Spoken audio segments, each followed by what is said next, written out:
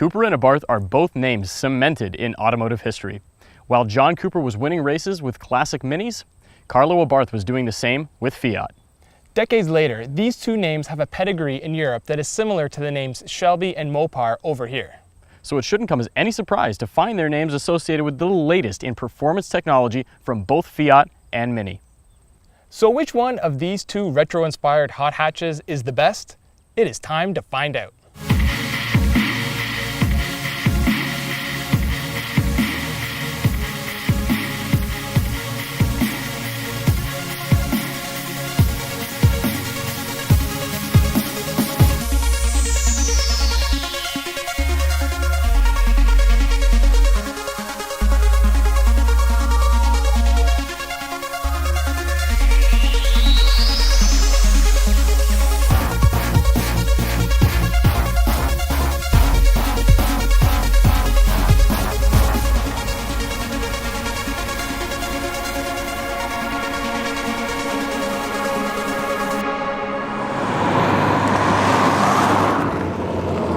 The Cooper S is powered by a 1.6-liter turbocharged 4-cylinder engine that generates 21 more horsepower than the 500 and 7 more pound-feet of torque.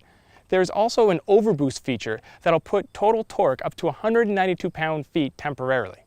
A 6-speed automatic or 6-speed manual transmission are available in the Cooper S hardtop. With the manual transmission, the Cooper S is rated at 27 miles per gallon city and 35 miles per gallon highway. During our week of testing, the vehicle averaged 28.7 miles per gallon. Pricing on the Mini Cooper S hardtop starts at $23,300, but our test vehicle came loaded with options like the technology, cold weather, JCW interior, and JCW exterior packages, and that pushed the price well over $31,000.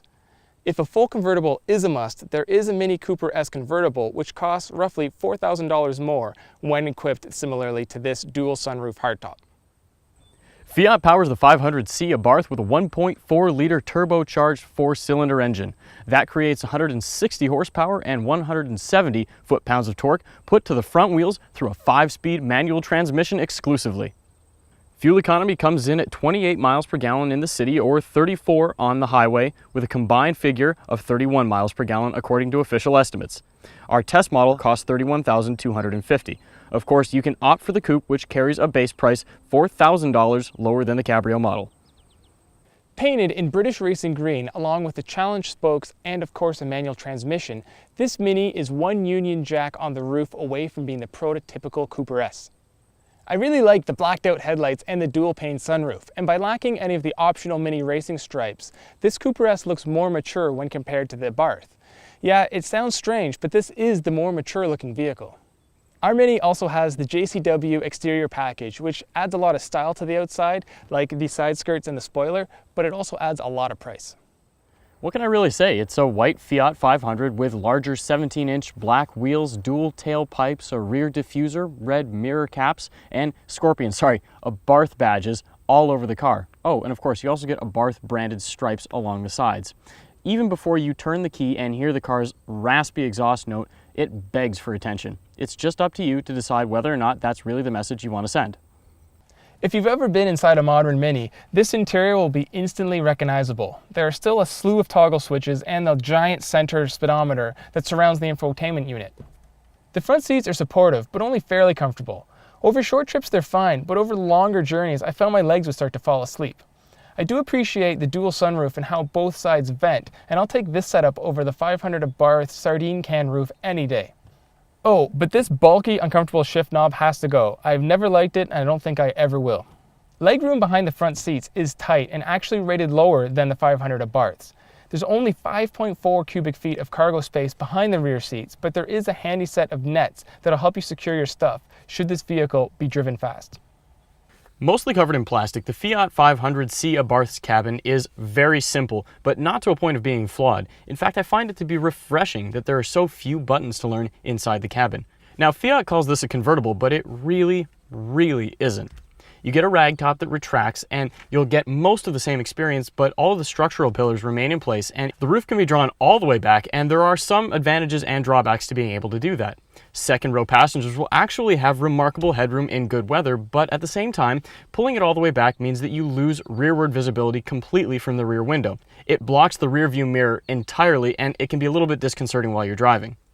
Now, a few of the things that I'm especially in love with this car are how close the shift knob is to the steering wheel, but on the other hand, I can't stand how the window controls are on either side of the shift knob. It makes it so that you can't raise or lower both of the windows at the same time, and depending on the position and the gear that you're in, it's just nutty having to reach around. The sports seats are plenty comfortable both on long drives and around town, but I gotta say I don't really like the position that they put you in for shifting with the clutch. You feel a little bit too upright, and it's just uncomfortable raising your knee and lowering. I come a little bit too close to the steering wheel, and I just find that to be bothersome. The Mini is one of the most engaging front-wheel drive vehicles on the market today.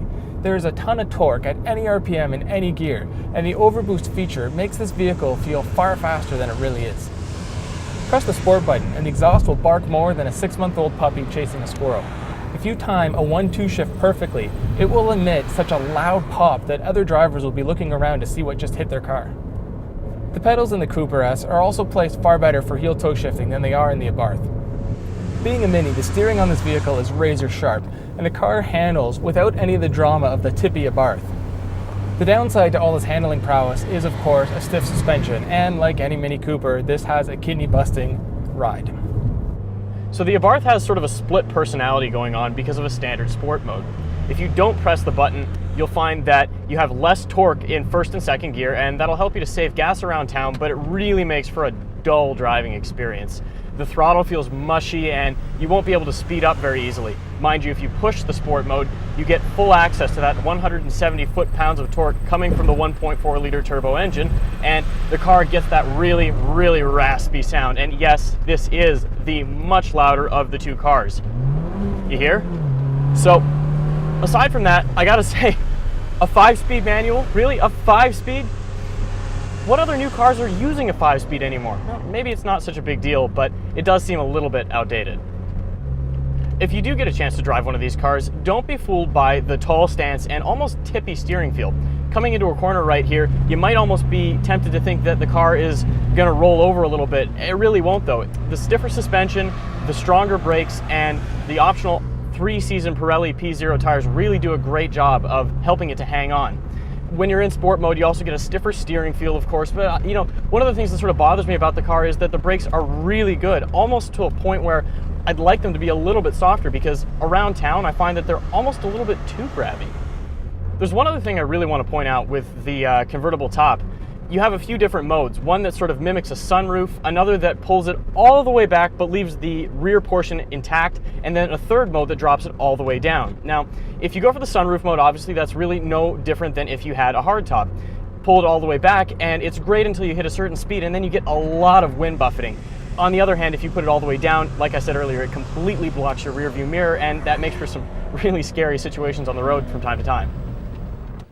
Cooper and Abarth continue to take everyday vehicles and turn them into hot hatch monsters. With big turbo power, excellent steering, and sporty suspensions, these two vehicles are a ton of fun.